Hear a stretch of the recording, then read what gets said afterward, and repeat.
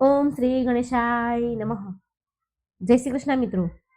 આજે આપણે સાંભળીશું હનુમાનજીની કથા અને શનિદેવની કથા. બોલો બજરંગ બલીની જય. મિત્રો, વિડીયો સારો લાગે તો લાઈક અને શેર કરજો. આ ચેનલને સબસ્ક્રાઈબ જરૂર કરી દેજો અને આ કથા બીજાને પણ શેર કરજો, જેથી આવી સરસ મજાની ભગવાનની કથા બીજાને આપણા થકી સાંભળવા મળે અને આપણને પુણ્ય ફળ મળે. બોલો બજરંગ બલીની જય, હનુમાનજીની જય. એક ડોસીમાની આ વાર્તા છે. એક ડોસીમાં રોજ હનુમાનજીના મંદિરે જતા હતા. એ ચૂરમાનો લાડવો અને એક રોટલી લઈને મંદિરે રોજ આવે અને હનુમાનજીને એમ કહે કે કાંધે સોટી લાલ લંગોટી. આટલું કહેતા જ ડોસીમાં આટલું બોલે એની સાથે જ હનુમાનજી આવે અને ચૂરમાના લાડુ અને રોટલી ખાઈ લે. પછી ડોસી બોલે કે મેં તમને આપ્યું જવાનીમાં અને તમે મને આપજો ગઢપણમાં. પૂજા કર્યા બાદ તે ડોસીમાં પાછા ઘરે આવી જતા. એક દિવસ તેની વહુ બોલી, સાસુમાં, તમે રોજ લાડવો અને રોટલી લઈને ક્યાં જાઓ છો? ત્યારે ડોસીમાં બોલ્યા, વહુ, હું બાલાજીના મંદિરમાં જાઉં છું. તો વહુ બોલી, હવે મંદિરે જવાનું બંધ કરો, આ રોજ રોજ જવાનું બંધ કરો. સાસુમાં બિચારા દુઃખી થયા. એમણે કઈ જવાબ આપ્યો નહીં અને પછી તો સાસુમાં એણે કઈ ન ખાધું ન પીધું અને જઈને સૂઈ ગયા. સૂતા સૂતા એ ડોસીમાને 5 દિવસ થઈ ગયા. એક દિવસ તો હનુમાનજી એના સપનામાં આવ્યા અને બોલ્યા કે તમે મને આપ્યું જવાનીમાં, હું તમને આપું છું ગઢપણમાં. ત્યારે ડોસીમાં કહે છે, આજે તો તમે મને આપી રહ્યા છો, પણ રોજ કોણ આપશે? આટલું કહી હનુમાનજી બોલ્યા કે હું રોજ આપીશ. આ સાંભળીને ડોસીમાં તો ખુશ થઈ ગયા અને ચૂરમાનો લાડવો ખાઈ લીધો. આ બાજુ ડોસીમાની વહુ પાસે હવે કંઈ પણ વધ્યું ન હતું. કામ ધંધામાં ખોટ થવા લાગી. એક દિવસ વહુએ વિચાર્યું કે ચાલ તો ખરી, હું સાસુમાને જોઈ આવું તો ખરી. 7 દિવસ થઈ ગયા છે, મેં તો સાસુમાને જમવાનું પણ નથી આપ્યું. તો તે ડોસી બરાબર જામી છે, તંદુરસ્ત થઈ ગઈ છે, બરાબર શરીર થયું છે એનું. એટલે એ એની સાસુ પાસે ગઈ અને બોલી કે મેં તો તમને જમવાનું પણ નથી આપ્યું 7 દિવસથી, તમે શું ખાવ છો? તો ડોસીમાં બોલ્યા કે વહુ, મને તો હનુમાનજી મીઠા મીઠા લાડવા અને રોટલી આપી જાય છે, હું એ જ ખાઉં છું. આ સાંભળીને વહુ તો હેરાન રહી ગઈ અને સાસુમાના પગમાં પડી ગઈ અને બોલી, માફી માંગી અને કહે છે, માજી, અમે તો તમારા ભાગ્યનું જ ખાઈએ છીએ. અમારા ઘરમાં તો હવે કંઈ પણ નથી રહ્યું. અન્ન ધન બધું સમાપ્ત થઈ ગયું છે. હવે તમે પાછા ઘરે આવો અને તમારું ઘર સંભાળો. પછીથી ડોસીમાં એમના ઘરે ગયા અને પછીથી રોજ ડોસીમાં મંદિરે જઈને હનુમાનજીને લાડુ અને રોટલી લઈને જતા અને ભોગ ધરાવતા. અને પછી એનું ઘર ઘણું અન્ન ધનથી ભરાઈ ગયું. હનુમાનજીની કૃપા થઈ. હે હનુમાનજી, જેવી કૃપા તમે ડોસીમાં પર કરી એવી કૃપા તમારા બધા ભક્ત પર કરજો. આ કથા સાંભળનાર, વાંચનાર, આ વિડીયો જોનાર બધા ઉપર તમારી કૃપા વરસાવજો. જય હનુમાન દાદા. હવે આપણે મિત્રો સાંભળીશું શનિદેવ અને હનુમાનજીની કથા. જય શનિદેવ, જય હનુમાન. મિત્રો, આપણે બધા જ જાણીએ છીએ કે શનિદેવને ન્યાયના દેવતા માનવામાં આવે છે. સૂર્યપુત્ર શનિદેવને ખુશ કરવા માટે આપણે બહુ બધા ઉપાયો કરતા હોઈએ છીએ. શનિદેવની દશાથી બચવા માટે એવું માનવામાં આવે છે કે શનિદેવના પ્રકોપથી વ્યક્તિના ખરાબ દિવસ આવવાના શરૂ થઈ જાય છે. પણ શું તમે જાણો છો કે શનિદેવ હનુમાનજીના ભક્તોને ક્યારેય હેરાન નથી કરતા? હવે આના પાછળનું કારણ શું છે એ હું તમને કહું છું.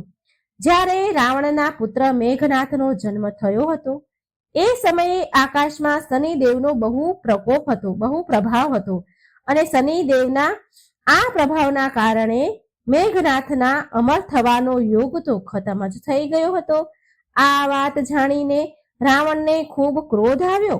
રાવણ બહુ મોટો યોગી હતો.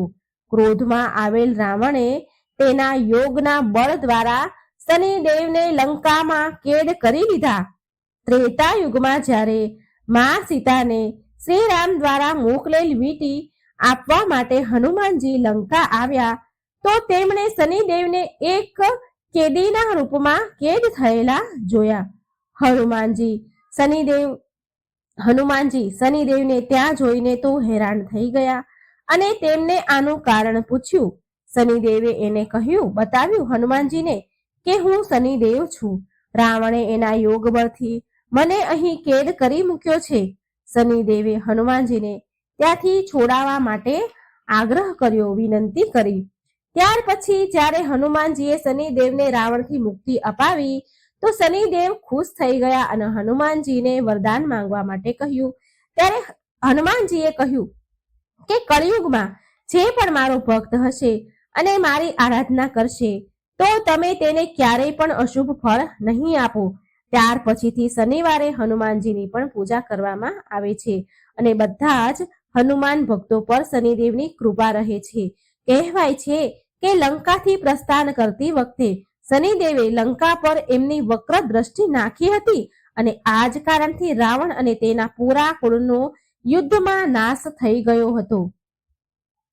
આના સિવાય એક બીજી પણ એવી કથા છે કે એકવાર હનુમાનજી તેમના પ્રભુ શ્રી રામનું સ્મરણ કરી રહ્યા હતા. એ સમયે શનિદેવ ત્યાં આવી ગયા અને કહેવા લાગ્યા કે હવે કળિયુગ પ્રારંભ થઈ ગયો છે. આ યુગમાં હનુમાનજી તમારું શરીર દુર્બળ છે અને મારું શરીર બળવાન થઈ ગયું છે અને હવે હું તમારા શરીર પર સાડા સાતી બનીને આવી રહ્યો છું. શનિદેવને બિલકુલ અહેસાસ ન હતો કે હનુમાનજી રઘુવીરના પરમ ભક્ત છે અને એના શરીર પર કોઈ પણ પ્રકારની દશાનો કોઈ પણ પ્રકારનો પ્રભાવ થતો નથી, પડી શકે નહીં. હનુમાનજીએ શનિદેવને કહ્યું કે તમે મને મારા પ્રભુ શ્રીરામનું સ્મરણ કરવા દો. મારા શરીર અને મારી આત્મા પર મારા પ્રભુ શ્રીરામ સિવાય બીજું કોઈ ન આવી શકે. મારા શરીર અને મારી આત્મા પર પ્રભુ શ્રીરામનો જ વાસ છે. પણ શનિદેવ તો માન્યા નહીં. તેમણે કહ્યું કે પૂરી સૃષ્ટિ પર મારી દ્રષ્ટિ છે અને તમે આનાથી ન બચી શકો, તમે આનાથી દૂર ન રહી શકો. જ્યારે શનિદેવ માન્યા નહીં તો હનુમાનજી બોલ્યા કે તમે મારા શરીરમાં ક્યાં બેસવા માંગો છો શનિદેવ? તો શનિદેવે બહુ ગર્વ સાથે કહ્યું કે હું પહેલા 2.5 વર્ષ મસ્તક પર બેસીને બુદ્ધિને વિચલિત કરું છું. બીજા 2.5 વર્ષ હૃદયમાં બેસીને હું મનુષ્યને અભદ્ર દુષ્ટ બનાવી દઉં છું અને છેલ્લા 2.5 વર્ષ હું પગમાં બેસીને તેને ભટકાવું છું. અને શનિદેવના માન્યા નહીં અને હનુમાનજીના મસ્તક પર આવીને બેસી ગયા. તો હનુમાનજીએ એમના માથા ઉપર એક પર્વત મૂકી દીધો. આ જોઈ શનિદેવ ગભરાઈ ગયા અને તેમણે કહ્યું, હનુમાનજી તમે આ શું કરી રહ્યા છો? હનુમાનજીએ જવાબ આપ્યો કે હું મારી ખંજવાળ મટાડી રહ્યો છું, મને ખંજવાળ આવી રહી છે. આમ કહીને હનુમાનજીએ એક બીજો પર્વત એના માથા ઉપર મૂક્યો. તો શનિદેવ બોલ્યા, હનુમાનજી તમે આને ઉતારો, હું તમારી વાત માનવા તૈયાર છું. તો ફરી હનુમાનજીએ એક ત્રીજો પથ્થર તેમના માથા ઉપર મૂકી દીધો. હવે શનિદેવ ગભરાઈ ગયા અને બોલ્યા કે હું ક્યારે તમારી આસપાસ પણ નહીં આવું. તો ફરી પાછા હનુમાનજીએ એક ચોથો પર્વત તેમના માથા ઉપર મૂક્યો. હવે શનિદેવને કંઈ સમજાતું ન હતું. શનિદેવ હનુમાનજીને કહેવા લાગ્યા કે હું ન ક્યારે તમને હેરાન કરીશ અને ન તમારા ભક્તોને હેરાન કરીશ. મિત્રો, આ જ કારણ છે કે હનુમાનજીના ભક્તોને શનિદેવ ક્યારેય હેરાન નથી કરતા. મિત્રો, જો તમે પણ હનુમાનજીની આરાધના કરો છો તો તમારે પણ શનિદેવથી ભયભીત થવાની જરૂર નથી. શનિદેવ એમની કૃપા તમારા પર હંમેશા રાખશે. જય શનિદેવ. શનિદેવની એક અન્ય કથા. એક ગામમાં એક બ્રાહ્મણ તેના પરિવાર સાથે રહેતો હતો. એકવાર જ્યારે તે સૂઈને ઉઠ્યો તો એ બહુ ચિંતામાં હતો. તે તેના પત્નીને પૂછે છે, એટલે તેની પત્નીએ એને પૂછ્યું. જ્યારે બ્રાહ્મણ ઉઠ્યા તો ચિંતામાં હતા તો એની પત્નીએ પૂછ્યું કે તમે સવારમાં કઈ ચિંતામાં ડૂબ્યા છો? શું ચિંતા છે? તો બ્રાહ્મણ બોલ્યા કે આજકાલ મને સપનામાં રોજ એક વ્યક્તિ નીલા એટલે કે વાદળી કપડાં પહેરેલા દેખાય છે અને કહે છે કે હું તને લાગીશ. આ સાંભળી તેની પત્ની બોલી, અરે આ તો શનિદેવ છે અને તમારા ઉપર શનિની દશા લાગવાની છે. હવે જ્યારે એ તમારા સપનામાં આવે ને તો તમે એમ કહેજો કે લાગી જાઓ, પણ સવા પહોરથી વધારે હા ન ભરતા, હા ન કહેતા. બીજા દિવસે બ્રાહ્મણને રાતમાં એવું જ સપનું આવ્યું. એટલે બ્રાહ્મણ બોલ્યા લાગી જાઓ. તો શનિદેવ બોલ્યા બ્રાહ્મણ, હું 7.5 વર્ષ સુધી લાગીશ. બ્રાહ્મણ બોલ્યા નહીં નહીં મહારાજ, આ તો મારાથી સહન નહીં થાય. તો શનિદેવ બોલ્યા ઠીક છે, તો 5.5 વર્ષ માટે લાગીશ. તો બ્રાહ્મણ દેવ બોલ્યા નહીં મહારાજ, નહીં, હું આ સહન નહીં કરી શકું. તો શનિદેવ ફરી બોલ્યા કે તો 2.5 વર્ષ લાગીશ. એટલે બ્રાહ્મણ બોલ્યા મહારાજ, આ પણ મારાથી સહન નહીં થાય. આમ કરતા કરતા શનિદેવ બોલ્યા સવા પહોર માટે તો તારે મારી દશા સહન કરવી જ પડશે. પછી બ્રાહ્મણ હા પાડે છે.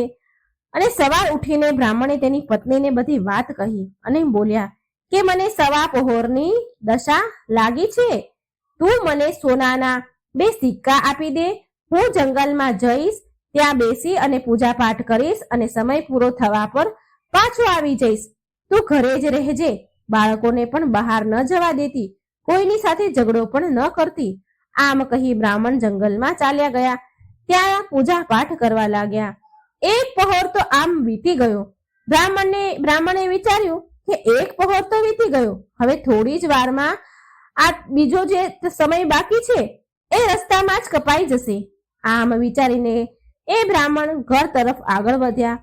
પરંતુ શનિની દશાથી કોણ બચી શક્યું છે? શનિદેવે રસ્તામાં તરબૂચનું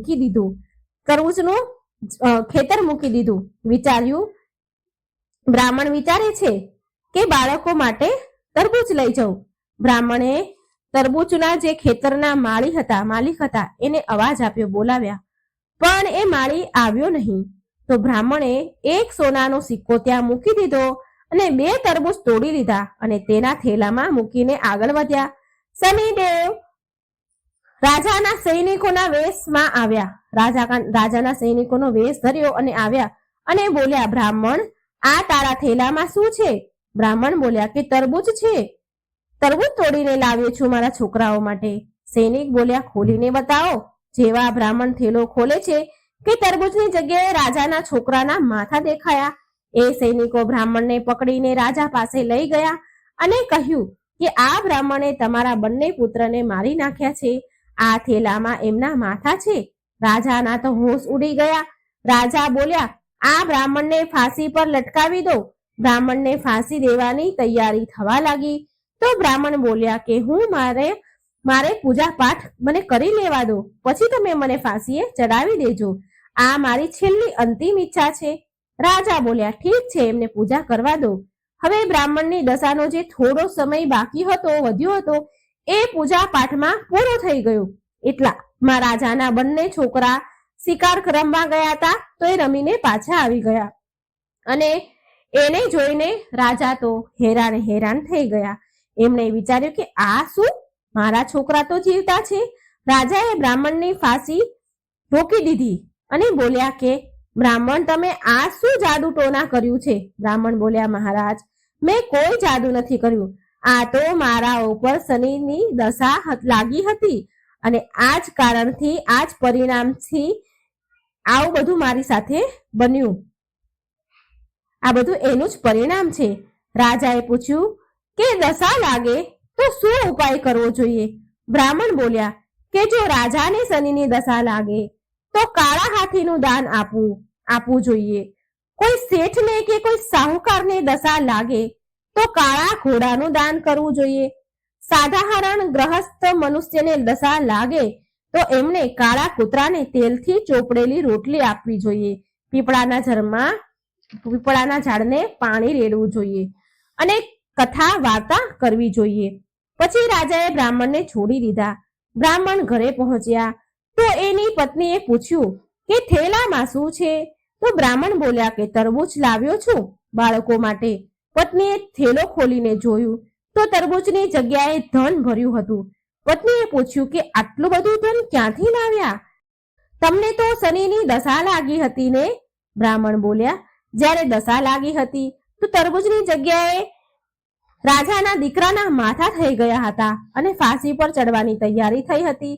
અને જ્યારે દશા ઉતરી તો તરબૂચની જગ્યાએ ધન થઈ ગયું છે. તરબૂચ ધનમાં ફરી ગયા છે.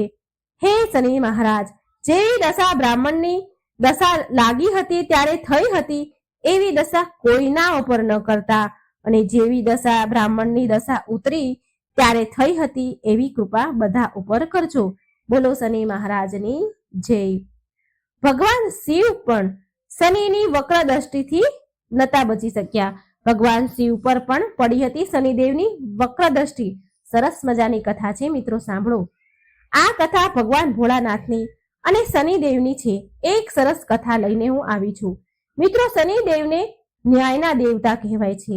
પોતાના જીવન કાળમાં દરેક વ્યક્તિને શનિદેવની વક્ર દ્રષ્ટિનો સામનો કરવો જ પડે છે. નવગ્રહોમાં શનિદેવ સૌથી ધીરે ચાલવા વાળા ગ્રહ છે અને આ બધા રાશિઓનું ભ્રમણ કરવા માટે 30 વર્ષનો સમય લગાડે છે શનિદેવ. મનુષ્ય, દેવતા, દાનવ, ઋષિ મુનિ બધાને જ આમની વક્ર દ્રષ્ટિનો સામનો કરવો પડે છે. ત્યાં સુધી કે એકવાર ભગવાન શિવને પણ શનિદેવની વક્ર દ્રષ્ટિનો સામનો કરવો પડ્યો હતો. એક કથા અનુસાર શનિદેવ ભગવાન શંકરના ઘરે કૈલાસ પર્વત પર પહોંચ્યા અને શનિદેવે ભોળાનાથને પ્રણામ કર્યા. ભોળાનાથ બોલ્યા, બોલો શનિદેવ, કેવી રીતે અહીં આવવાનું થયું? તો શનિદેવ બોલ્યા, સમયના ચક્ર અનુસાર કાલે મારી વક્ર દ્રષ્ટિ તમારા ઉપર પડવાની છે, એટલે કે કાલે હું તમારી રાશિમાં ભ્રમણ કરીશ. શનિદેવની વાત સાંભળીને ભોળાનાથ હેરાન થયા અને પૂછ્યું કે શનિ, તમે ક્યાં સુધી મારી રાશિ પર રહેશો? ત્યારે શનિદેવ બોલ્યા, પ્રભુ, સવા પહોર સુધી તમારી દ્રષ્ટિ તમારા પર મારી દ્રષ્ટિ રહે. સવા પહોર સુધી મારી દ્રષ્ટિ તમારા ઉપર રહેશે. આમ કહી શનિદેવ ભોળાનાથને પ્રણામ કરી અને ચાલ્યા ગયા. હવે મહાદેવ મૂંઝાયા, વિચાર કરવા લાગ્યા કે મારે શનિની વક્ર દ્રષ્ટિથી બચવું પડશે.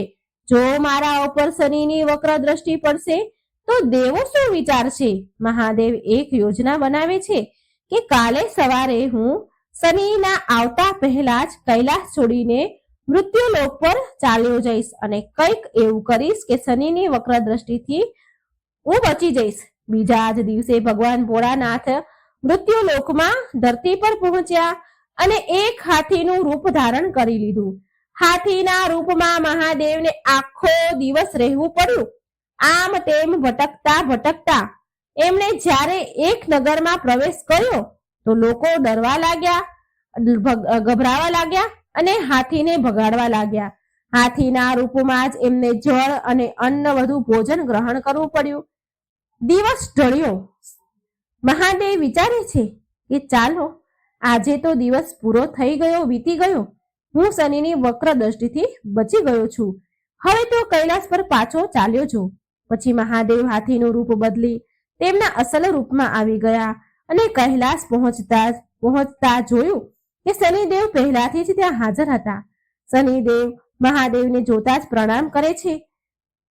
એમને જોઈને ભોળાનાથ હસ્યા અને બોલ્યા, જોયું શનિદેવ, હું તમારી વક્ર દ્રષ્ટિથી બચી ગયો ને? તમે તમારી વક્ર દ્રષ્ટિ મારા ઉપર ન નાખી શક્યા ને? મહાદેવની વાત સાંભળી શનિદેવ બોલ્યા કે હે પ્રભુ, મારી વક્ર દ્રષ્ટિથી ન દેવ બચી શક્યા છે, ના મનુષ્ય બચી શક્યા છે, ન દાનવ બચી શક્યા છે અને ના તમે પણ બચી શક્યા છો. મહાદેવ તો હેરાન થઈ ગયા સાંભળી અને બોલ્યા, કેવી રીતે શનિદેવ? તો શનિદેવ બોલ્યા, પ્રભુ, આ મારી વક્ર દ્રષ્ટિનો જ પ્રભાવ હતો કે તમે તમારું વાસ્તવિક સ્વરૂપ ત્યાગીને હાથીની યોનિમાં તમે ગયા. તમારે હાથીની યોનિમાં જવું પડ્યું, આમ તેમ ભટકવું પડ્યું. પશુ યોનિમાં જ તમારે અન્ન જળ ગ્રહણ કરવું પડ્યું. તમારું નિવાસ સ્થાન કૈલાસ છોડવું પડ્યું. મારી દ્રષ્ટિ જેવી તમારી ઉપર પડી એ જ પરથી તમને શનિ દશાના તમે પાત્ર બની ગયા હતા. આ સાંભળી મહાદેવ હસ્યા અને શનિદેવને ગળે લગાડ્યા અને બોલ્યા કે શનિદેવ, ખરેખર તમે મારા શિષ્ય કહેવાને યોગ્ય છો. સાથે એ વરદાન આપ્યું કે 9 ગ્રહોમાં તમારું સ્થાન શ્રેષ્ઠ હશે. જીવનમાં સારા કામ કરવા વાળા તમારાથી ભયભીત નહીં થાય અને જળમાં કમળ સમાન સુરક્ષિત રહેશે. આવી રીતે શનિદેવની દ્રષ્ટિનો સામનો બધાને જ કરવો પડે છે, પણ જે ધર્મના અનુકૂળ આચરણ કરે છે, દયા, સદભાવના, પ્રેમ અને સુવિચાર રાખે છે, એ બધા જ સુખ મેળવે છે. જે વ્યક્તિ શનિવારે પીપળાના ઝાડને પાણી અર્પણ કરે છે, કાળી વસ્તુનું દાન કરે છે, ગાયત્રી મંત્રના જાપ કરે છે, પશુ પક્ષીઓને અન્ન અને જળ આપે છે, કીડીઓને કીડિયારું પૂરે છે, લોટ નાખે છે અને શનિ ચાલીસા વાંચે છે અને શનિદેવની કથા સાંભળે છે, એના ઉપર શનિદેવની કૃપા સદાય માટે બની રહે છે. બોલો જય શનિદેવ, જય હનુમાનજી. હનુમાનજી અને શનિદેવની આજે પવિત્ર કથા આપણે સાંભળીશું.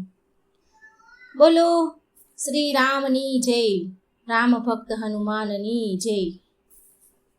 આ એક સમયની વાત છે. રાવણે જ્યારે સીતાહરણ કર્યું હતું તો વાનર સેનાની સહાયતાથી જ્યારે શ્રી રામ ભગવાને સાગર પર બંધ બનાવ્યો ત્યારે તે બંધની સુરક્ષા માટેની જવાબદારી ભગવાન શ્રી રામે હનુમાનજીને સોંપી હતી. સવારનો સમય હતો. સમુદ્ર કિનારે હનુમાનજી શ્રી રામ નામના ધ્યાનમાં ડૂબી ગયા હતા. તે સમયે હનુમાનજીના તનમનનું તેમને હોશ ન હતું. સમુદ્રની લહેરોનો જોરનો અવાજ પણ તેમને સંભળાઈ રહ્યો નહોતો.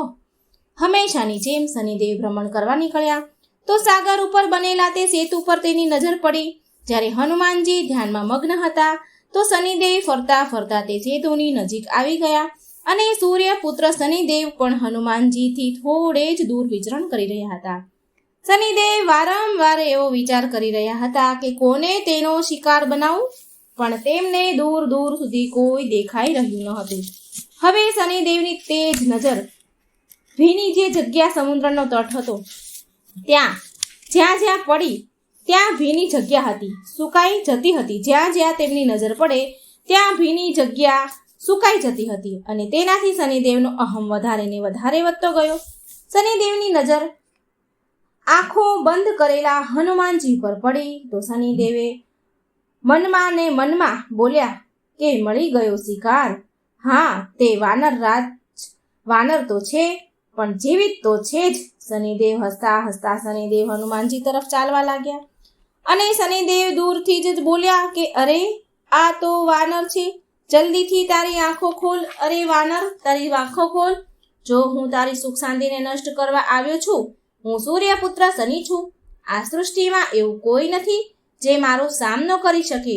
શનિદેવ એવું વિચારતા હતા કે હનુમાનજી તેનું નામ સાંભળતા જ પગથી માથા સુધી કાંપવા ધ્રુજવા લાગશે, તેના ચરણોમાં પડી જશે, તેની સામે કરગરીને તેના પ્રાણોની ભીખ માંગશે. શનિદેવ આવું વિચારતા હતા, પરંતુ એવું કંઈ પણ થયું નહીં.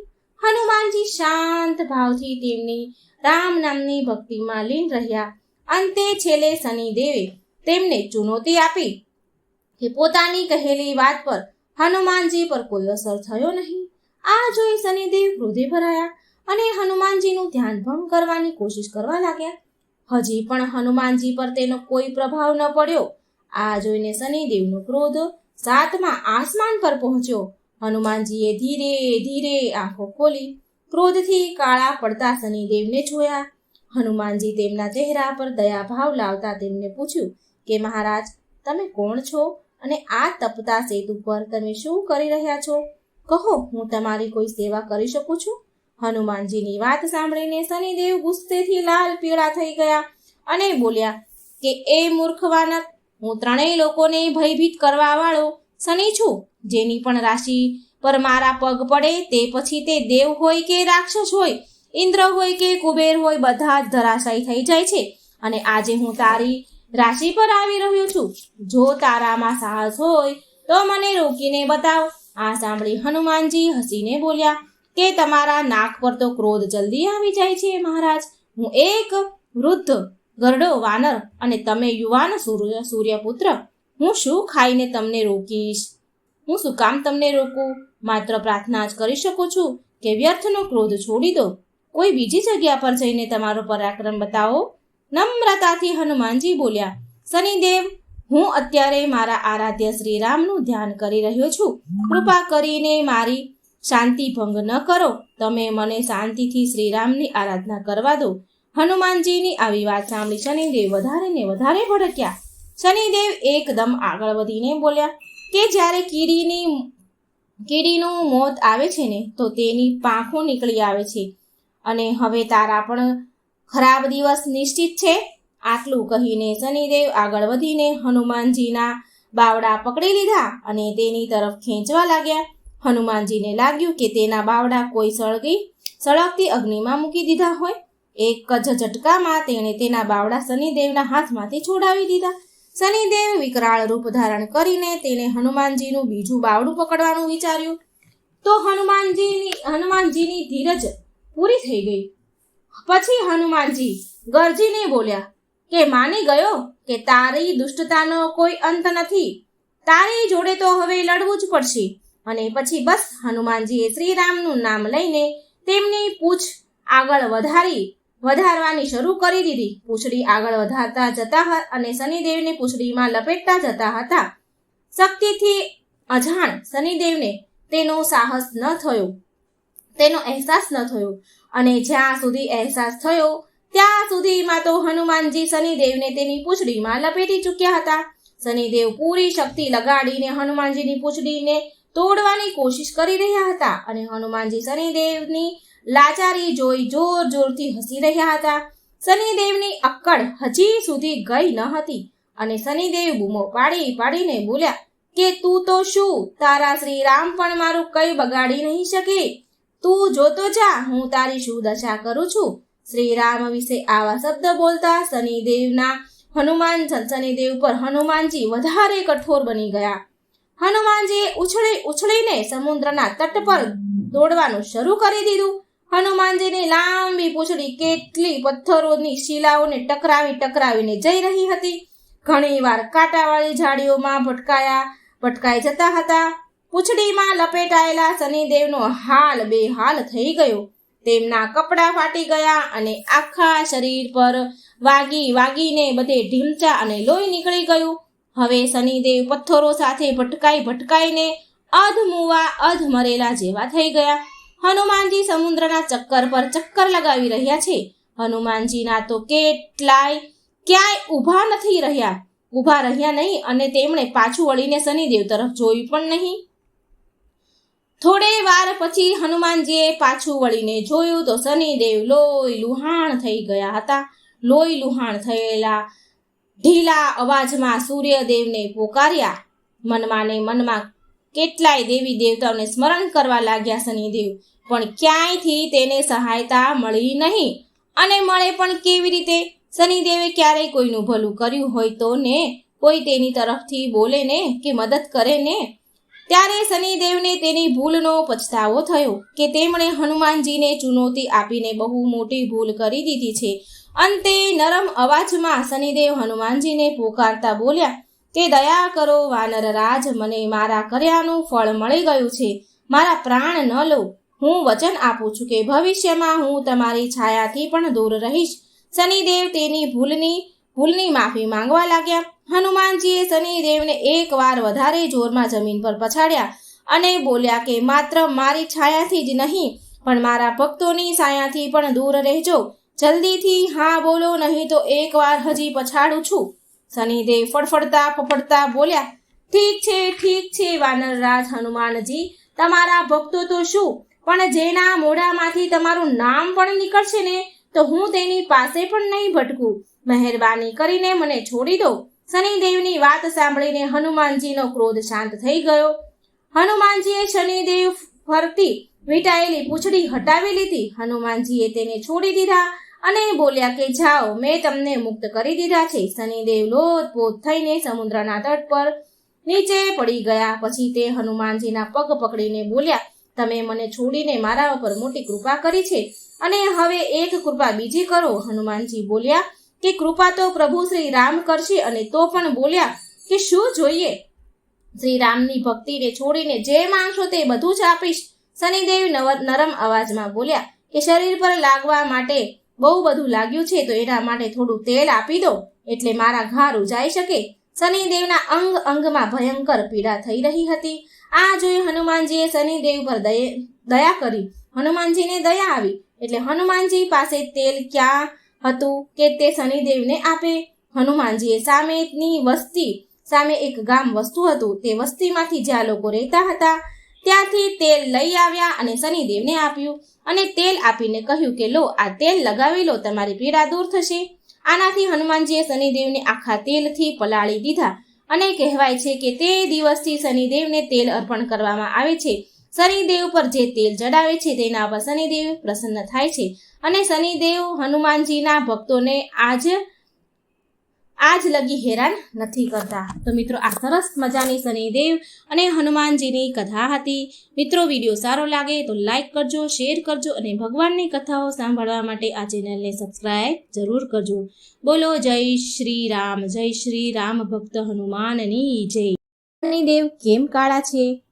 કોણે તોડ્યો હતો શનિદેવનો પગ? પીપળાના ઝાડમાં જળ ચડાવવાથી શનિદેવનો સંબંધ શું છે? તો મિત્રો, ખૂબ જ સરસ મજાનો જાણકારી મેળવવા લાયક વિડીયો છે. અંત સુધી સાંભળજો અને વિડીયો સારો લાગે તો લાઈક અને શેર પણ જરૂર કરજો. આ રહસ્યની વાત શનિદેવની લગભગ જ કોઈ જાણતું હશે, બાકી નહીં જાણતું હોય તો આ વિડીયોને બને એટલો વધારે ને વધારે શેર કરજો અને આ ચેનલને મિત્રો સબસ્ક્રાઇબ કરવાનું ભૂલશો નહીં, કારણ કે આમાં હું રહસ્યમય વિડીયો, ભગવાનની પુરાણોની કથાઓ, વાર્તાઓ લઈને આવું છું જે ખૂબ જ પવિત્ર છે, આપણા પાપોને ભસ્મ કરનારી અને આપણો ઉદ્ધાર કરનારી કથાઓ છે ભગવાનની. તો મિત્રો, આ વિડીયોને આપણે સાંભળીએ. ઓમ શનિદેવ શનેશ્વરાય નમઃ. જય હનુમાન. આજનો સવાલ છે આપણો કે 5 વર્ષથી ઓછા આયુષ્યવાળા બાળકની કુંડળીમાં શનિનું સ્થાન કેમ નથી હોતું? શું કારણ છે આની પાછળ? અને સવાલ નંબર 2, પ્રશ્ન 2, બધા જ દેવતા એકથી એક સુંદર છે, તો પછી શનિદેવ રાક્ષસો કરતાં પણ વધારે કાળા અને કદરૂપા કેમ છે? ત્રીજો પ્રશ્ન છે કે પીપળાના જળમાં પાણી ચડાવવાથી અને પીપળાના ઝાડને શનિ સાથે શું સંબંધ છે? આ ત્રણેય પ્રશ્નનો આપણે ઉત્તર જાણીશું. મિત્રો, વિનંતી છે, વિડીયોને વધારે ને વધારે શેર કરજો, લાઈક કરજો અને હજી સુધી જો તમે ચેનલ સબસ્ક્રાઇબ નથી કરી તો એકવાર ચેનલને સબસ્ક્રાઇબ જરૂર કરી દો. શનિદેવ પણ અન્ય ગ્રહોની જેમ ગ્રહ માત્ર છે અને એ ગ્રહના માલિક શનિદેવ છે, જે સૂર્યપુત્ર છે. શનિની સાડાસાતી અને મહાદશાથી બધા જ લોકો ગભરાય છે, પરંતુ એ જરૂરી નથી કે શનિ માત્ર નુકસાન જ કરે. એ ઘણીવાર કુંડળીમાં બહુ બધા ફાયદા પણ કરાવે છે. શનિ કુંડળી અનુસાર લાભ અને હાનિ આપે છે. હાનિકારક યોગમાં વ્યક્તિ સાચી રીતે ઉપાય કરે તો શનિદેવનું કંઈ બગાડી શકતા નથી, એનો કોઈ દુષ્પ્રભાવ પડતો નથી. તમને ખબર છે, શનિદેવ માત્ર 2 લોકોથી જ ડરે છે, અને એ કયા 2 લોકો છે? તો મિત્રો જાણો કે એમાંથી પહેલા છે સંકટ મોચન હનુમાન અને બીજા જે વ્યક્તિ શાકાહારી છે, સદાચારી છે અને રોજ સૂર્ય ઉદય થતા પહેલા પીપળાના ઝાડમાં પાણી ચડાવે તો શનિદેવ એને કોઈ નુકસાન પહોંચાડતા નથી. મિત્રો, તમે લોકોએ લગભગ બ્રહ્મ ઋષિ દધીચી વિશે સાંભળ્યું હશે. તેમના હાડકાને દેવતાઓને તેમણે દાન કરી દીધા હતા. દેવતાઓએ દાનમાં માંગ્યા હતા, માટે એમણે દાન કરી દીધા હતા અને તેમણે લોક કલ્યાણ માટે તેમના ચામડાને ગાયો પાસે ચટાડીને તેના જીવતા હાડકા દાન કરી દીધા હતા, જેનાથી ઇન્દ્રનું વ્રજ નામનું અસ્ત્ર બન્યું અને જેનાથી દૈત્યોનો સંહાર થયો અને પૃથ્વી પરથી પાપ ઓછું થયું. દેવતાઓમાં ખાસ કરીને તો ઇન્દ્રદેવ સૌથી વધારે સ્વાર્થી છે. તેમણે મહર્ષિ પાસેથી દાન માંગ્યું, એમની અંતિમ ઈચ્છા પૂછી. ઇન્દ્રદેવે ઋષિ દધીચીની અંતિમ ઈચ્છા પૂછી તો દધીચી ઋષિ બોલ્યા કે હું તો હંમેશા પ્રભુની તપસ્યા જ કરતો રહ્યો છું, માટે ક્યારેય કોઈ તીર્થમાં સ્નાન નથી કર્યું, કોઈ તીર્થોમાં કોઈ યાત્રા નથી કરી, માટે મારી અંતિમ ઈચ્છા છે કે હું મર્યા પહેલા તીર્થોમાં સ્નાન કરી લઉં, બધા જ તીર્થયાત્રામાં સ્નાન કરું. હવે બધા તીર્થ અને યાત્રામાં જો સ્નાન કરવા જાય, યાત્રા કરવા જાય તો બહુ સમય લાગે, માટે ઇન્દ્રદેવ પહોંચ્યા ભગવાન નારાયણ પાસે અને દધીચીની અંતિમ ઈચ્છા વિશે જણાવ્યું.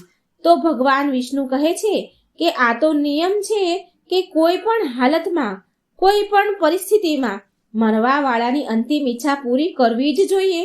તો ઇન્દ્રદેવ બોલ્યા, પણ પ્રભુ, જો હું એની તીર્થયાત્રાની ઈચ્છા પૂરી કરવા જઈશ તો વર્ષો લાગી જશે, અને અત્યારે દાનવોનો ખૂબ જ ત્રાસ છે, યુદ્ધ છે, તો પછી બહુ સમય લાગશે, અને એટલો સમય ક્યાં છે આપણી પાસે?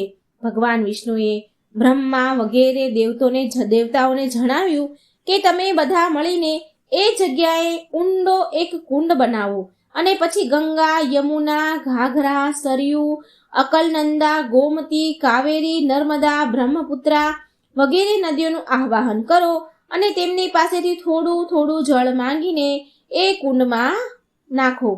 બધા તીર્થોનું આવાહન કર્યું, અને એમની પાસેથી પણ થોડું થોડું જળ માંગો અને કુંડમાં નાખો. ત્યાર પછી ઋષિ દધીચીને એ કુંડમાં સ્નાન કરાવી દો. આગળ વધીને તમારું કાર્ય પછી કરો. અને એ કુંડમાં પણ આજે ઉત્તર પ્રદેશના સીતાપુર જિલ્લામાં સ્થિત છે. પછી ઇન્દ્રદેવે અને બીજા બધાએ દેવે બધી તીર્થોનું, બધી નદીઓનું આવાહન કર્યું, અને એના પાસેથી થોડું થોડું પાણી માંગીને એ કુંડમાં નાખ્યું. અને આજે પણ એ કુંડ ઉત્તર પ્રદેશના સીતાપુર જિલ્લામાં સ્થિત છે.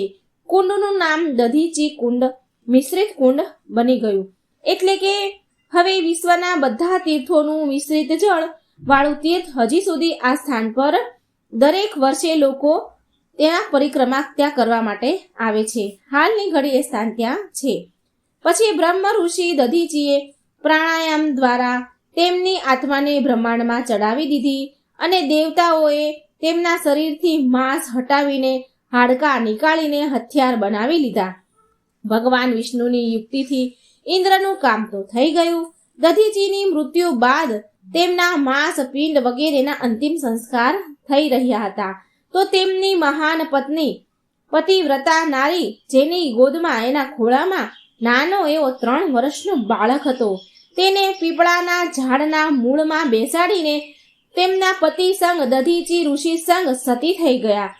સ્વાર્થી દેવતાઓએ એ નાનું એવું બાળક, નાનો એવો જીવ, એ બાળકને સામે ન જોયું, ન વિચાર્યું કે આ અનાથ બાળકનું થશે શું. મહર્ષિ દધીચીની પત્ની એના પતિનો વિયોગ સહન ન કરી શક્યા, માટે તેના 3 વર્ષના બાળકને પીપળાના વૃક્ષના થડમાં મૂકીને અગ્નિમાં કૂદી ગયા, સતી થઈ ગયા લોક કલ્યાણ માટે. પરંતુ પીપળાના થડમાં બેઠેલો એ નાનો એવો 3 વર્ષનો બાળક ભૂખ તરસથી તડપીને બૂમો પાડતો હતો, રડતો હતો, ચીસો પાડવા લાગ્યો. જ્યારે કોઈ વસ્તુ ન મળી તો એ નાના એવા બાળકે જમીન પર પડેલા પીપળાના નાના નાના બોર જેવા જે બીજ ફળ હોય છે એને ખાઈને મોટો થવા લાગ્યો. કાલાંતરમાં પીપળાના પાન અને ફળને ખાઈને તે વનમાં એકલો રહેતો હતો. પીપળાના મૂળમાં, થડમાં એ નાનો એવો ખાડો બની ગયો હતો, તે જ તેનું ઘર બની ગયું. અને એક ગૌ માતા હતા જે એના વાછરડાને દૂધ પીવડાવતા, થોડું દૂધ બચાવતા, અને એ બાળકને ત્યાં પીપળાના ઝાડ પાસે આવીને તેનું દૂધ પીવડાવતા હતા. અને આવી રીતે એનું જીવન સુરક્ષિત રહ્યું. એ મોટો થાય છે. એક દિવસ દેવ ઋષિ નારદજી ત્યાંથી નીકળી રહ્યા હતા. નારદજીએ પીપળાના ઝાડ પાસે ખાડામાં આવા નાના એવા બાળકને જોયો, ને તેમને ઘણું આશ્ચર્ય થયું કે અરે, આ જંગલમાં, આ વનમાં એક નાનું એવું 5-6 વર્ષનું બાળક છે, અને એક પીપળાના ખાડામાં બેઠેલું છે. નારદજીનું મન તો વ્યાકુળ થયું, માન્યું નહીં, અને ત્યાં પહોંચ્યા જ્યાં બાળક હતું. બાળકને પૂછે છે કે બાળક તું કોણ છે? પણ બાળક તો હજી બોલતા બહુ શીખ્યો ન હતો, જેવું તેવું બોલતો હતો. કાલી ઘેલી ભાષામાં થોડું ઘણું બોલ્યો તો બોલે છે કે હું કોણ છું એ મને નથી ખબર. નારદજી કહે છે તારા જનેતા કોણ છે? તારા માતા પિતા કોણ છે? બાળક બોલ્યો તેની ભાષામાં, કાલી ઘેલી ભાષામાં થોડું ઘણું બોલ્યો કે મારે પણ જાણવું છે કે કોણ છે મારા માતા પિતા. એવું તો અહીં કોઈ છે જ નહીં, હું કોનો બાળક છું? પછી નારદજીએ તેના તપોબળથી ધ્યાન કરીને જોયું તો તેમને બધું સામે દેખાઈ ગયું. પછી નારદ મુનિએ આશ્ચર્યચકિત થઈ ગયા અને કહ્યું એ બાળકને કે તું તો મહાન દાની, મહાપ્રસિદ્ધ તપસ્વી દધીચી ઋષિના પુત્ર છો. તારા પિતાના હાડકાના વજ્ર બનાવીને દેવતાઓએ અસુરો ઉપર વિજય મેળવ્યો હતો. એ પણ કહ્યું કે તારા પિતા દધીચીની અકાળ મૃત્યુ થઈ ગયું છે, બાળક બોલે છે કે હે ઋષિવર, હે દેવર્ષિ, મારા પિતાની અકાળ મૃત્યુનું કારણ શું હતું? નારદજી બોલ્યા કે તમારા પિતા પર શનિ દેવની મહાદશા હતી. બાળક પૂછે છે કે તો પછી મારા ઉપર આવેલા વિપત્તિનું કારણ શું હતું? નારદજી ફરી કહે છે કે તારા ઉપર આવેલા વિપત્તિનું કારણ પણ શનિદેવની મહાદશા તારા ઉપર પણ હતી. આટલું કહીને દેવ ઋષિ નારદે પીપળાના પાન અને બીજને ખાઈને મોટો થનાર બાળકનું નામ પીપલાદ રાખ્યું અને તેને શિક્ષા આપી તેનો શિષ્ય બનાવ્યો. નારદજીએ તેને બ્રહ્માજીને ખુશ કરવાનો, પ્રસન્ન કરવાનો એક મંત્ર બતાવ્યો અને કહ્યું કે આ મંત્રનો જાપ કરીને તમે બ્રહ્માજીને ખુશ કરો. નારદજીના ગયા પછી બાળકે પીપલાદે નારદજીના બતાવ્યા અનુસાર બ્રહ્માજીની ઘોર તપસ્યા કરી અને તેને પ્રસન્ન કર્યા. બ્રહ્માજીએ જ્યારે બાળક પીપલાદથી પ્રસન્ન થયા તો તેને વરદાન માંગવાનું કહ્યું. તો પીપલાદે વરદાનમાં માંગ્યું કે મારી દ્રષ્ટિ માત્રથી હું જેના ઉપર જોઉં એ જોવા માત્રથી કોઈ પણ વસ્તુ, પ્રાણી, જીવ બળી જવો જોઈએ. આ વરદાન, આ શક્તિ મને આપો. હું જેના ઉપર દ્રષ્ટિ નાખું એ બળી જવો જોઈએ. બ્રહ્માજીએ વરદાન આપ્યું અને અંતર ધ્યાન થઈ ગયા. બ્રહ્માજી પાસેથી વરદાન મળી ગયું એટલે પહેલા તો પીપલાદે શનિદેવનું આવાહન કર્યું અને તેની સામે બોલાવ્યા. હવે શનિદેવ તો બહુ ઘમંડ સાથે આ બાળક મારી પૂજા કરીને મારું આવાહન કરી રહ્યો છે. મારી મહાદશાથી એના પિતાની મૃત્યુ થઈ છે અને એના પછતાવાની જગ્યાએ આગળ પણ બીજા લોકો પણ કરશે.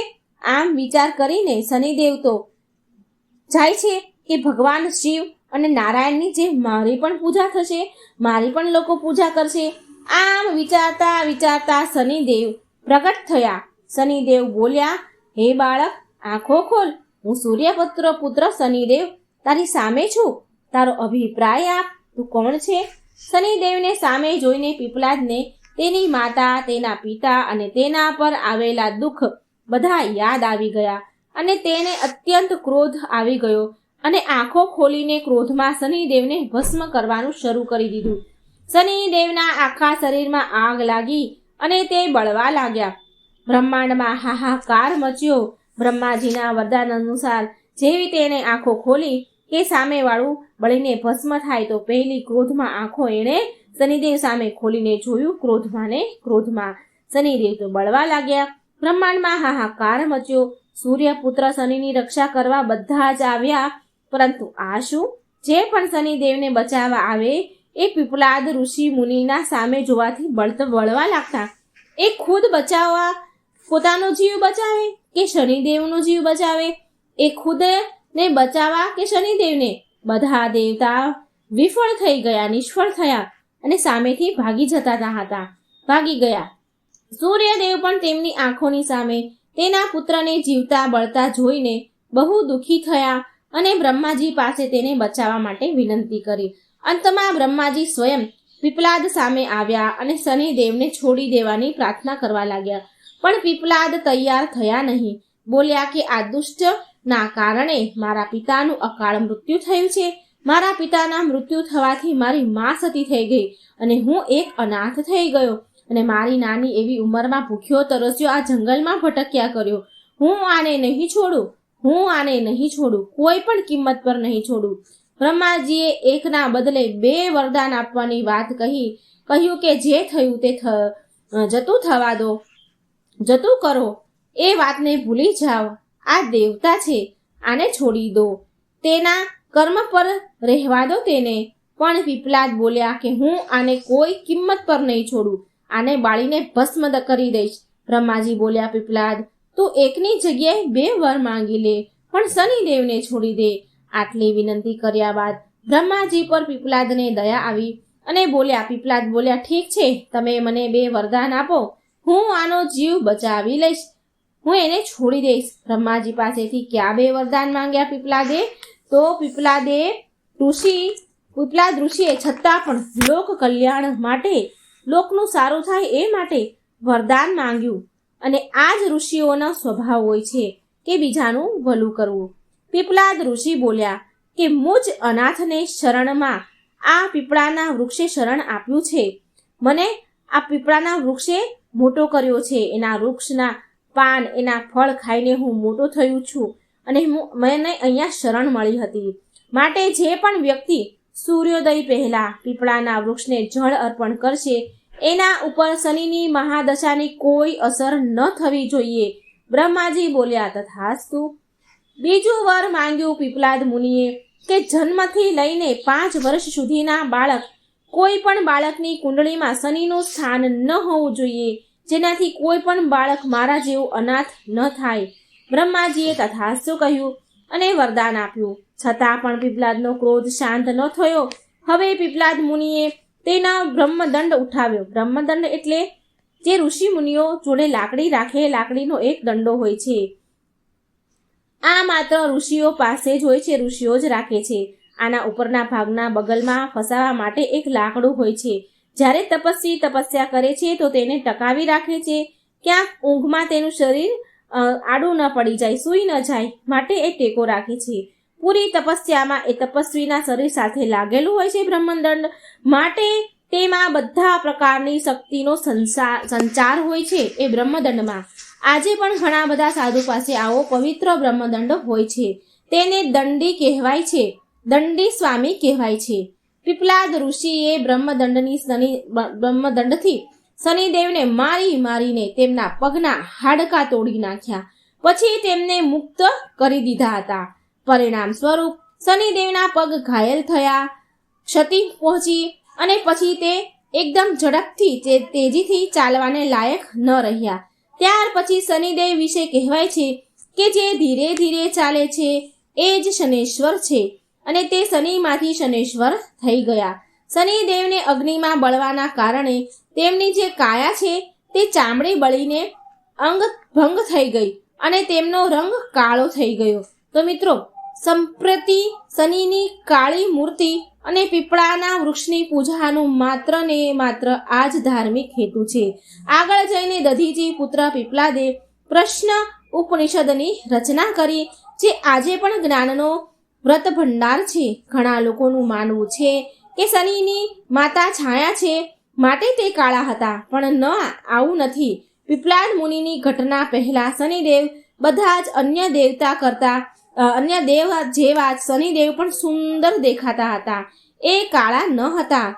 એમને જ્યારે પીપલાદે બાળ્યા ત્યારે એ કાળા થયા અને લંગડા પણ ત્યારે જ થયા, જ્યારે પીપલાદે મારીને બ્રહ્મદંડથી શનિદેવના હાડકાં તોડ્યા. ત્યાર પછી શનિદેવ માત્ર 2 વ્યક્તિથી જ ડરે છે. એક તો હનુમાનજી છે. હનુમાનજીથી કેમ ડરે છે આની કથા પણ મારી ચેનલમાં મિત્રો મૂકેલી છે, જે તમે જઈને મારી ચેનલમાં જઈને સાંભળી શકો છો. અને કોશિશ કરીશ કે હું ડિસ્ક્રિપ્શનમાં પણ આ લિંક મૂકું, અથવા તમે સાંભળી શકશો કે શનિદેવ હનુમાનજીથી કેમ ડરે છે.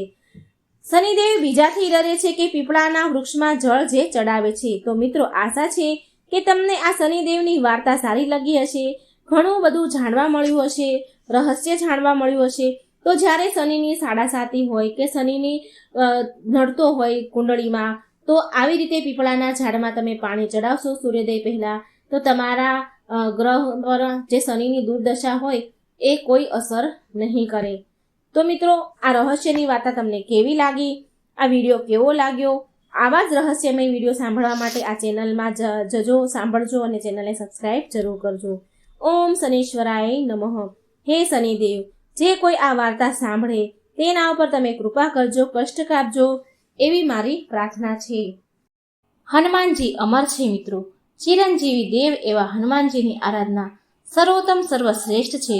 રામચરિત માનસમાં આ વાતનું વર્ણન કરેલું છે કે કળિયુગમાં માત્ર નામ આધારા ભગવાન શ્રી હરિનું, રામનું નામ સ્મરણ કરવા માત્રથી જ સર્વ કાય કષ્ટ અશુભતાનો નાશ થાય છે તથા ભગવાન શ્રી હનુમાનજીની કૃપા પ્રાપ્ત થાય છે. માટે શ્રીરામ નામ પણ સર્વશ્રેષ્ઠ છે. કળિયુગમાં હનુમાનજીનો પ્રભાવ અતિશય છે. અતિશય પ્રભાવશાળી દેવતા છે હનુમાનજી, અને હનુમાનજીનું સ્મરણ કરવા માત્રથી જ સર્વ કામ બની જાય છે, સર્વ દુઃખ નષ્ટ પામે છે, સર્વ વિઘ્ન ટળે છે, આધિ વ્યાધિ ઉપાધિમાંથી મુક્તિ પ્રાપ્ત થાય છે. કોઈ બાધા હોય, લૌકિક અલૌકિક કે કોઈ પણ હોય તે પણ નાશ પામે છે. પ્રભુ શ્રી રામ પ્રત્યે હનુમાનજીની અગાધ શ્રદ્ધા છે, માટે હનુમાનજીને અષ્ટસિદ્ધિ નવનિધિની પ્રાપ્તિ થઈ છે. આ અષ્ટસિદ્ધિ અને નવનિધિના કલ્યાણદાતા હનુમાનજી છે, જે અત્યારે કળિયુગમાં જે કોઈ હનુમાનજીની આરાધના કરે છે તેના માટે ખૂબ કલ્યાણકારક છે. કળિયુગમાં રામ ભક્ત હનુમાનજીના દ્વાદશ મંત્ર 12 નામનો મહિમા ખૂબ જ અદ્ભુત છે. જે આ નામોનું સ્મરણ કરે છે એનું સર્વ કામ, સર્વ મનોકામના, સર્વ કષ્ટ તકલીફો દૂર થાય છે. જે આ નામોનું સ્મરણ કરવા માત્રથી જ દરેક તકલીફ, બાધા, સમસ્યા, ઉપાધિઓનો નાશ થાય છે અને હનુમાનજીની કૃપા મળે છે. એ નામ આપણે જાણી લઈએ કે હનુમાનજીના એ 12 નામ કયા છે. તો મિત્રો ધ્યાનથી સાંભળજો. પહેલું નામ છે હનુમાનજી, બીજું નામ છે અંજની સુત, ત્રીજું નામ છે વાયુપુત્ર, ચોથું નામ છે મહાબલ, પાંચમું નામ છે રામેષ્ઠ, છઠ્ઠું નામ છે ફાલ્ગુન સખા, સાતમું નામ છે પિંગાક્ષ, આઠમું નામ છે અમિત વિક્રમ, નવમું નામ છે ઉદ્ધવ ત્રિક્રમણ, 10મું નામ છે લક્ષ્મણ પ્રાણદાતા, 11મું નામ છે સીતા શોક વિનાશક, 12મું નામ છે દશગ્રીવ દર્પહા. આ 12 નામનો ઉત્તમ શ્રેષ્ઠ મહિમા છે. આ 12 નામ ઉત્તમ શ્રેષ્ઠ કહેવાયા છે. જ્યોતિષશાસ્ત્ર અનુસાર જો આપણે જોઈએ તો આપણી કુંડળીમાં 12 ખાના હોય છે અને 12 ખાનામાં જુદી જુદી જગ્યાએ 9 ગ્રહો વિદ્યમાન હોય છે.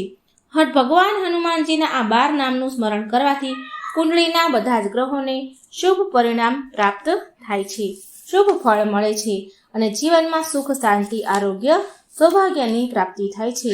હનુમાનજીના આ 12 નામો આખું વર્ષ જપવાથી આખું વર્ષ સારું રહે છે, આખું વર્ષ ફળદાયી રહે છે. મહાબલી, આ 12 નામ, મહાબલીના આ 12 નામના ઉચ્ચારણ કરવાથી વર્ષોથી ચાલી આવતી તકલીફો, દુઃખો પણ દૂર થાય છે. મિત્રો તો જાણીએ કે આ સંકટ મોચન હનુમાનજીના આ નામો કેવી રીતે કઈ સમસ્યાને દૂર કરે છે. તો સૌ પ્રથમ આપણે હનુમાનજીના 12 નામનો મહિમા જાણીએ કે દીર્ઘાયુ મેળવવા માટે હોય છે. હનુમાનજીના આ 12 નામ ક્યારે કેવી રીતે જપવા જોઈએ?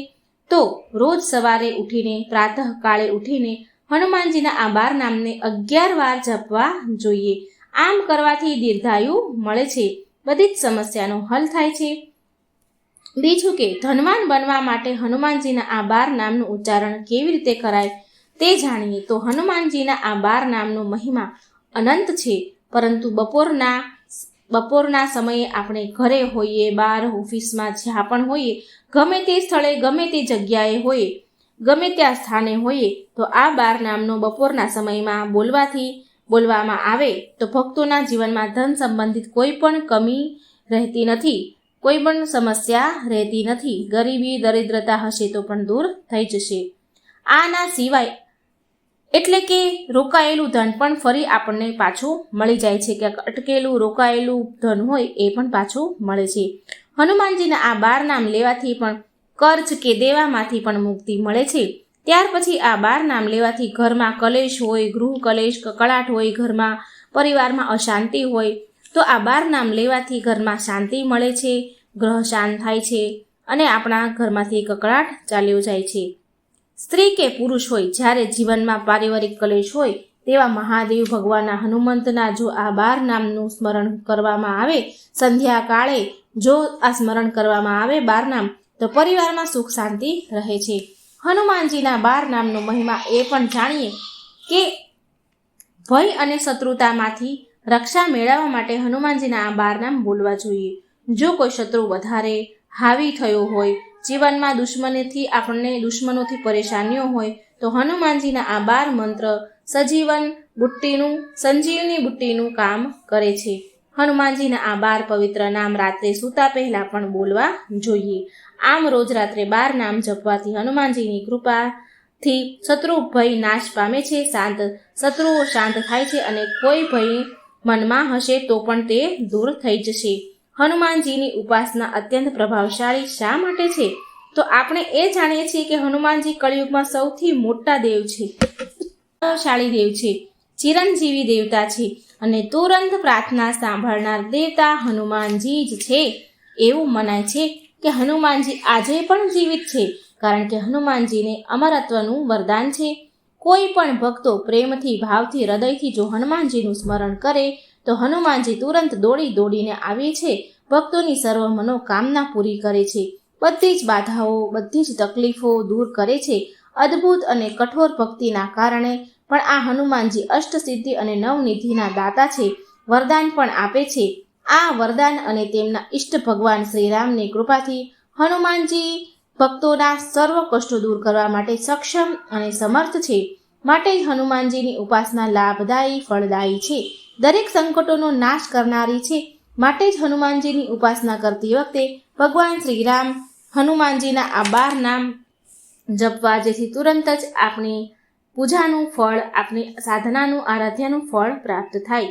સવારે, પ્રાતઃકાળે, સાંજે કે રાત્રે સૂતી વખતે અથવા નવા કોઈ કામની શરૂઆત કરતી વખતે, યાત્રા શરૂ કરતી વખતે, કોઈ સારું મંગલ કામ કરતી વખતે, ક્યાંય સારું કામ કરવા જતા પહેલા જો આ ભગવાન શ્રી પવન પુત્ર હનુમાનના 12 નામનો જપ કરવામાં આવે તો ખૂબ જ લાભ થશે. તમારું કામ પૂરું થશે, કોઈ વિઘ્ન વગર પૂરું થશે. જીવનમાં બધા જ કાર્ય સિદ્ધ થશે. પીળા કાગળ પર લાલ કલરથી કે લાલ પેનથી હનુમાનજીના આ 12 નામ લખીને જો મુખ્ય દ્વાર પર લગાડવામાં આવે અથવા તો પૂજા સ્થાન મંદિરમાં આ 12 નામ લખી મૂકવામાં આવે તો હનુમાનજીની કૃપા સદાય તમારા ઉપર રહેશે.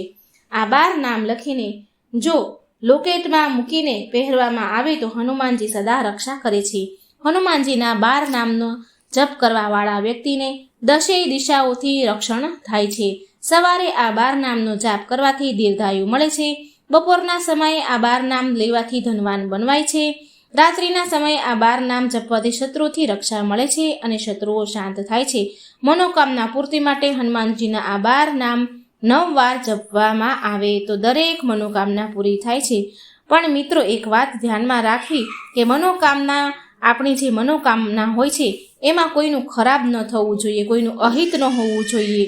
આપણા ઘરની સુખ શાંતિ અને સમૃદ્ધિ માટે આ 12 નામ જપવા જોઈએ. મિત્રો, આ હતો હનુમાનજીના 12 નામના મહિમા. આજે આપણે હનુમાન અષ્ટકનો પાઠ કરીશું સરળ ભાષામાં. હનુમાન અષ્ટક તો આમ તો સંસ્કૃત ભાષામાં દોહા સ્વરૂપે આવે છે, પણ એ આપણને ઘણીવાર એના શબ્દો સમજ નથી આવતા, કારણ કે એ સંસ્કૃત ભાષામાં હોય છે.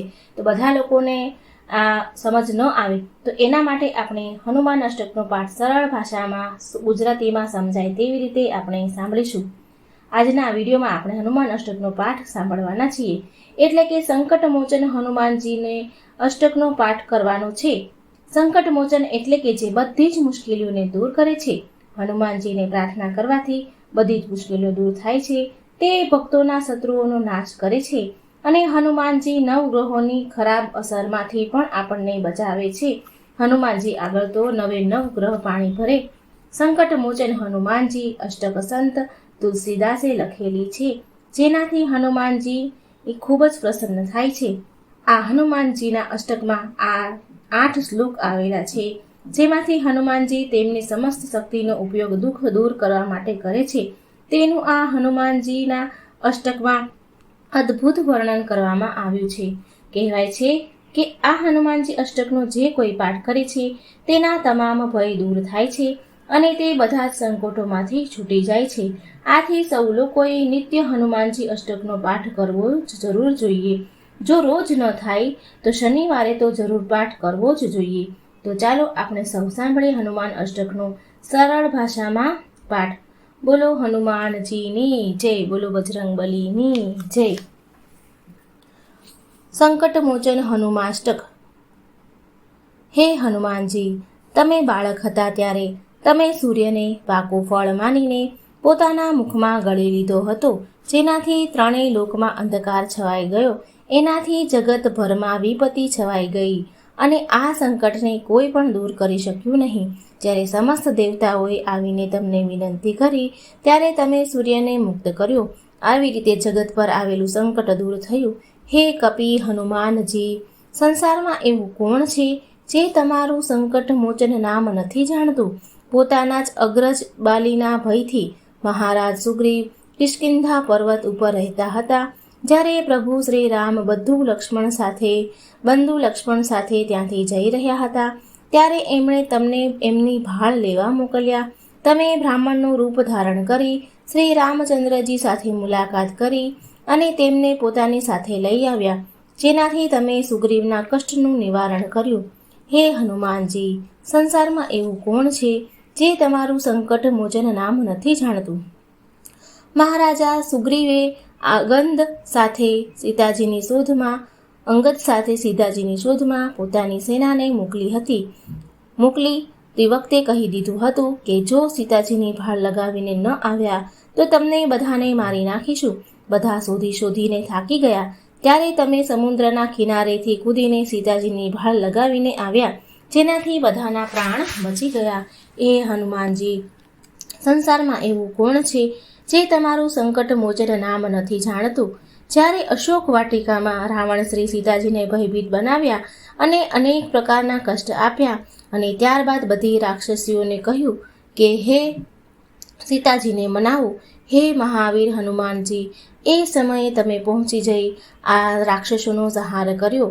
સીતાજીએ સ્વયં પોતાને ભસ્મ કરવા માટે અશોક વૃક્ષથી અગ્નિ માંગ્યો ત્યારે તમે એ વૃક્ષ ઉપરથી શ્રી રામચંદ્રની વીંટી એમના ખોળામાં નાખી, જેનાથી સીતાજીની ચિંતા દૂર થઈ. હે હનુમાનજી, સંસારમાં એવું કોણ છે જે તમારું સંકટ મોચન નામ નથી જાણતું?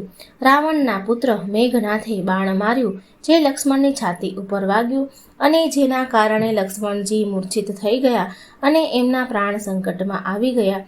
ત્યારે તમે જ સુષેણ વેદને ઘર સહિત ઉઠાવી લાવ્યા અને દ્રોણાચલ પર્વત સહિત સંજીવની બુટી લઈ આવ્યા હતા અને જેનાથી લક્ષ્મણજીના પ્રાણ બચી ગયા હતા. હે હનુમાનજી, સંસારમાં એવું કોણ છે જે તમારું સંકટ મોચન નામ નથી જાણતું? રાવણે ઘોર યુદ્ધ કરી શ્રી રામ અને લક્ષ્મણ સહિત બધા મોટા યોદ્ધાઓને નાગપાશમાં બાંધી દીધા. ત્યારે શ્રી રઘુનાથ સહિત આખા દળમાં એવો ભય છવાઈ ગયો કે આ તો ઘણું ભારે સંકટ આવી પડ્યું છે. ત્યારે એ સમયે હે હનુમાનજી, તમે ગરુડજીને લાવી નાગપાશમાં બંધનો કપાવી નાખ્યા હતા, જેનાથી સંકટ દૂર થયું. હે હનુમાનજી, સંસારમાં એવું કોણ છે જે તમારું સંકટ મોચન નામ નથી જાણતું? જ્યારે અહીં રાવણ શ્રી રઘુનાથજીને લક્ષ્મણ સહિત ઉઠાવી પાતાળમાં લઈ ગયો અને વિધિ વિધાન સહિત દેવીજીની પૂજા કરી બધાને સલાહથી એ નિશ્ચય કર્યો કે આ બંને ભાઈઓનો બલિ આપીશ. એ સમયે તમે ત્યાં પહોંચી જઈને શ્રી રામની સહાય કરી અને અહીં રાવણનો એની સેના સહિત સંહાર કરી નાખ્યો હતો. હે હનુમાનજી, સંસારમાં એવું કોણ છે જે તમારું સંકટ મોચન નામ નથી જાણતું? હે મહાવીર પ્રભુ, તમે દેવતાઓના મોટા મોટા કાર્યો સુધાર્યા છે. હવે તમે જુઓ અને વિચારો કે મુજ દિનહીનમાં એવું કયું સંકટ છે જેને તમે દૂર નથી કરી શકતા? હે મહાવીર હનુમાનજી, અમારું જે કાંઈ પણ સંકટ હોય તેને તમે શીઘ્ર દૂર કરી દો. હે હનુમાનજી, સંસારમાં એવું કોણ છે જે તમને નથી જાણતું, જે તમારું નામ નથી જાણતું? તો મિત્રો, આ હતો હનુમાન અષ્ટક. મિત્રો, તમે પણ સાંભળજો, બીજાને પણ સંભળાવજો અને પુણ્યના ભાગીદાર બનજો. વિડીયો સારો લાગે તો લાઈક શેર જરૂર કરજો. કોમેન્ટ બોક્સમાં ભગવાનનું નામ જરૂર લખજો. બોલો જય શ્રી હનુમાન.